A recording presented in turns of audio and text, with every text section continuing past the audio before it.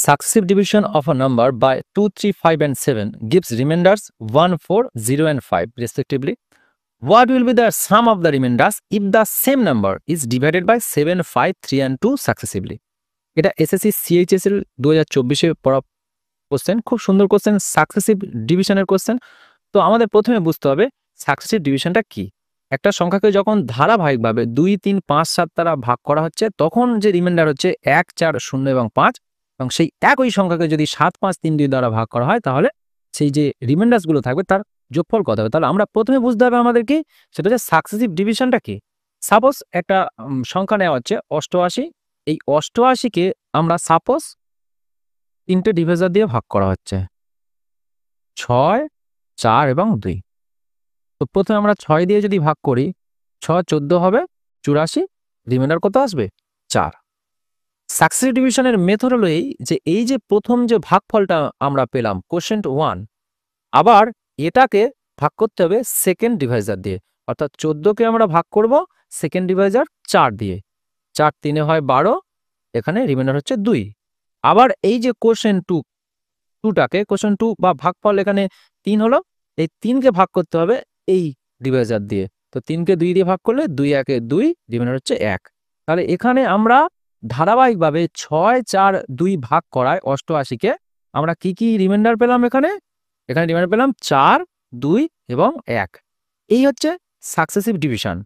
এবারে কোশ্চেনে চলে যাওয়া হলো কিভাবে সলভ করা হয়। দেখো কোশ্চেনটা আমাদের কি ছিল, আমাদের যে ডিভাইজার ছিল, ডিভাইজার এখানে কি কি আছে 2, 3, 5 আর 7, আর রিমাইন্ডার আছে সেক্ষেত্রে 1, 4, 0, 5, 1, 4, 0 এবং 5।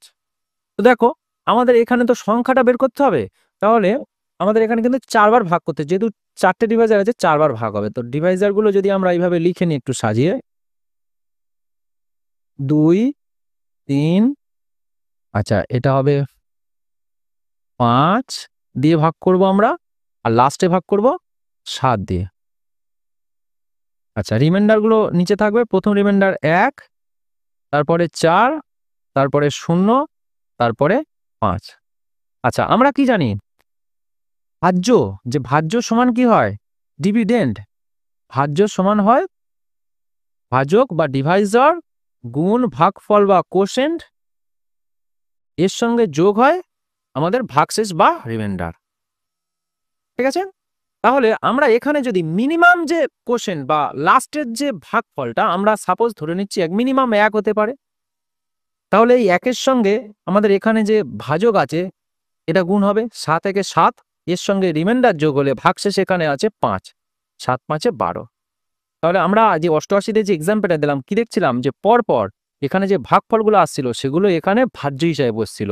তাহলে এখানে যে ভাজ্য হিসাবে বসেছে সে তাহলে এখানে ভাগফল যখন আমরা উল্টো দিকে যাব তাহলে 12টা হলো এখানে কোশেন্ট 3, আমরা কোশেন্ট 4টা মিনিমাম 1 ধরে নিয়েছিলাম। তাহলে এই 12-এর সঙ্গে 5 12 60, এখানে রিমাইন্ডার 0, তাহলে হলো এটা 60।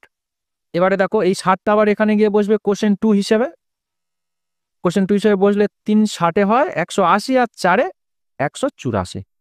আবার এই 184টা এখানে গিয়ে বসবে, 184 2 হয় 368, 368 আর 1 369। ওকে, তাহলে আমাদের অরিজিনাল যে নাম্বারটা ছিল, নাম্বারটা আমরা কত পেয়ে গেলাম 369। কিন্তু আমাদের কোশ্চেন এখানে শেষ নয়, আমাদের দেখতে হবে যে এই 369কে আবার 7 5 3 দিয়ে ভাগ করলে, 7 5 3 এবং 2 দিয়ে ভাগ করলে যে রিমাইন্ডারগুলো পাওয়া যাবে সেগুলোর যোগফল কি হবে। তাহলে 7 5 3 দিয়ে ভাগ করি, এবারে 369কে আমরা পরপর 4টে ডিভাইজার দিয়ে ভাগ করব। তো প্রথমে আমরা 7 দিয়ে ভাগ করব, 7 দিয়ে ভাগ করলে কি হবে 5 7 35, 1 19, 7 2 14, 5 পেলাম আমরা। এবার এই 52টাকে আমরা কি দিয়ে ভাগ করব, 5 দিয়ে ভাগ করব। 5 দিয়ে ভাগ করলে 5 10 হয় 50, রিমাইন্ডার 2। এবার এই 10টাকে আমরা ভাগ করব 3 দিয়ে, 3 দিয়ে ভাগ করলে 3 3 9, রিমাইন্ডার 1। আবার এই 3টাকে ভাগ করব আমরা লাস্ট যে ডিভাইজার বলেছে 2 দিয়ে, ভাগ করলে হবে 2 1 2, রিমাইন্ডার হচ্ছে 1। তাহলে আমরা এখানে যে কি কি রিমাইন্ডার পেলাম 5 2 1 আর 1, তাহলে এই কটা আমাদের যোগ করতে হবে 5 2 1 এবং 1। যোগ করলে 1 1 2 2 4 আর 5 9। Option B is the right answer হবে। ঠিক আছে, নিঃসন্দেহে বুঝতে পেরেছো। আর দেখো এটা এবার একটু ছোট করে করা যায়, তো আমরা ডিরেক্ট বসিয়ে করে দিতে পারি।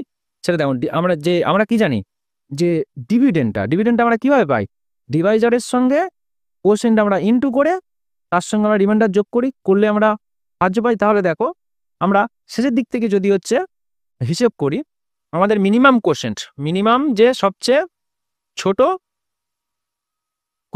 লাস্ট কোশেন্ট 4, লাস্ট যে কোশেন্ট 4টা আমরা মিনিমামটা 1 ধরে নিয়েছিলাম, এই যে 1 ধরে নিয়েছিলাম।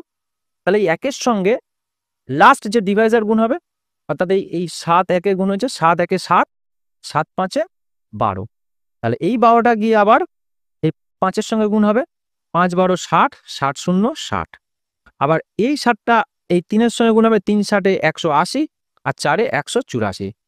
এই 184 আবার এই 2 এর সঙ্গে গুণ হবে, 184 2 হয় 368 আর 1 369। আমরা এইভাবে ছোট করে হিসেব করতে পারতাম। ঠিক আছে, তোমরা প্র্যাকটিস করবে, দেখবে চলে আসবে, এইভাবেও দেখতে পারো।